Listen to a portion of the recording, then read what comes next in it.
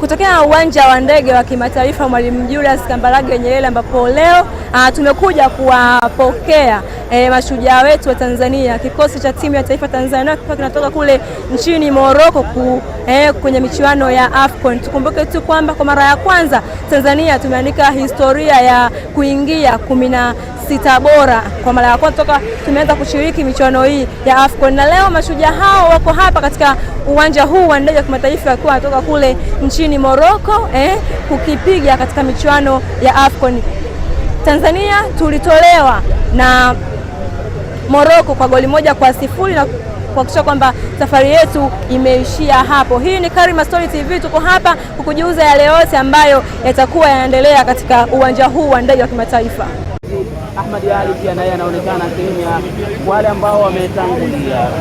Kwa kweli nafurahisha ukitazama, inatia hamasa kwa namna ambavyo unaona jaribu kuangalia pale kama rais pia wa shirikisho la soka naye akionekana kwa ukuu pia akionekana pia Yusuf Kagoma Kombani kabisa. Kombani anaonekana sehemu ya wachezaji ambao wamekuwa sehemu ya kikosi kule Morocco, akionekana Kevin John pia naye miongoni mwa wachezaji.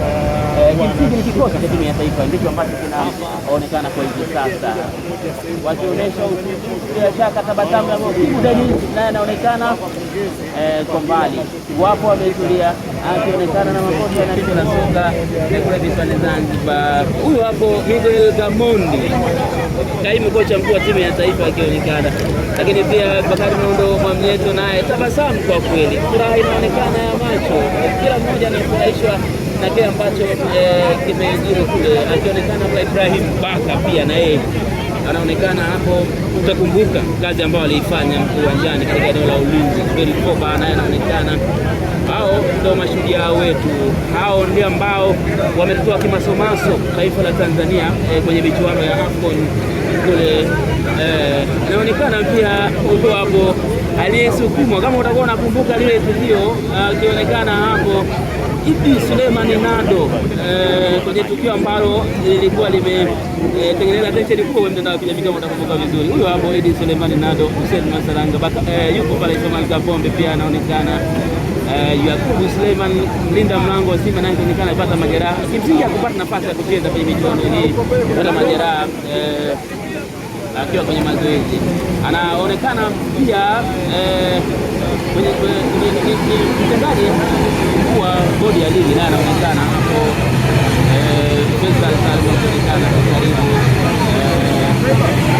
anaonekana mchezaji Mwaikenga anaona kwa karibu kabisa, kocha naye akionekana ana historia ya kufunga mabao mengi zaidi mpaka hivi sasa kwenye michuano ya AFCON. Kama unakumbuka vizuri, sababu pia amekuwa na wakati mzuri, akionekana Novatus Dismas, akionekana Suleiman Mwalimu kabisa, anaonekana mtoto wake Msupa hapo.